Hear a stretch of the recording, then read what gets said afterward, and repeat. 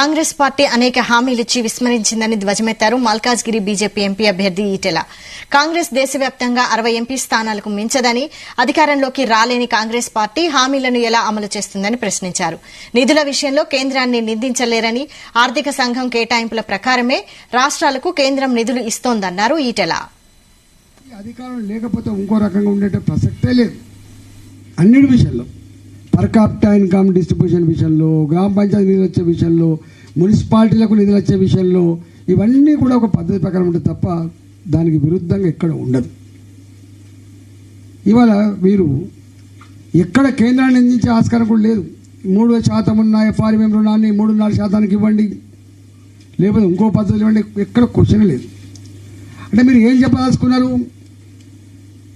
ఆర్థిక వ్యవస్థ కుప్పగూలిపోయింది కాబట్టి, కేసీఆర్ గారు చిప్ప చేతికిచ్చింది కాబట్టి ఈ స్కీములన్నీ అమలు కావు అనేది ఒకటి చెప్పారు. మళ్ళీ ఇప్పుడేం చెప్తాను, మీరు కనుక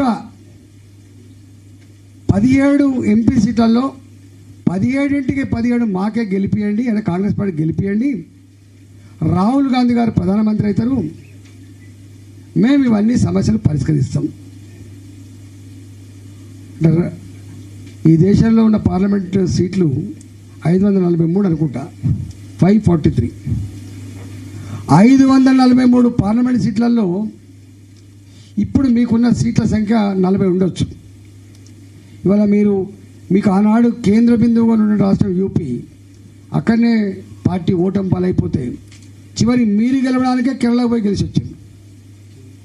ఇవాళ రాజస్థాన్, గుజరాత్, యూపీ, బీహార్ ఇలాంటి రాష్ట్రాలలో మొత్తం ఒకటే నినాదం ఉన్నది, అప్కీ బార్ 400 పార్ అని చెప్పి ప్రజలు నినాదిస్తూ ఉంటే 370 సీట్లు భారతీయ జనతా పార్టీ ఎలోన్ గెలుచుకుంటుందని చెప్పి సర్వే సంస్థలు ప్రజల మనోగతం వ్యక్తమవుతూ ఉంటే మీరేమో 17 సీట్లు ఇస్తే రాహుల్ గాంధీ ప్రధానమంత్రి అవుతాడు, మీకు ఇవన్నీ చేస్తా అంటే ఇది అయ్యే పైన నేను అడుగుతున్నాను. ఒకవేళ నిజంగానే పాత 40 సీట్లకు కొత్తగా తెలంగాణలో 17 సీట్లు ఇచ్చినా కూడా నీకు వచ్చే సీట్లు 57 సీట్లే, అంటే 270